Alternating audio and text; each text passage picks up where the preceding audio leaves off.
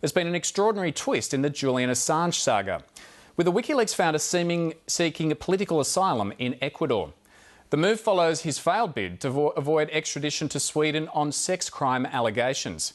He's now taking refuge in Ecuador's London embassy, where for now he's being offered protection. Philippa McDonald reports. Less than a week ago, London-based Julian Assange failed in his bid to stop his extradition to Sweden, where he faces charges of sexual misconduct.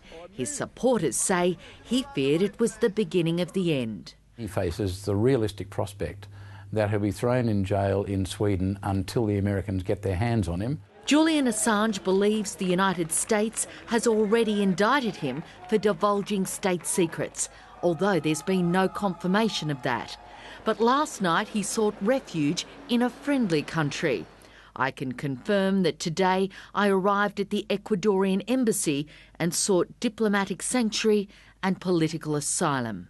It is a very delicate matter, and I believe that it is important the government of Ecuador analyses, evaluates and studies the application. While Ecuador does have an extradition treaty with the United States, it doesn't include those wanted on political charges.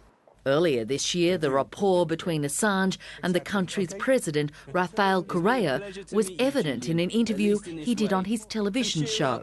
Welcome to the club of the persecuted. Thank you. Take care. This is a last desperate effort because he is a political prisoner, but I hope the Ecuador government gives him his asylum. It is shameful that it's got to the stage that an Australian citizen feels that they have to seek the protection of Ecuador because the Australian government is not doing enough to ensure their safety. Today, the government was denying accusations it had sat on its hands, resulting in Julian Assange having to take drastic measures. He's received more consular assistance than any other Australian in a comparable period. It surprises me that he would think that Ecuador would provide him with better protection, but that's a matter for him. In this case, the two main political rivals agree the government has done all it can. Philippa McDonald, Lateline.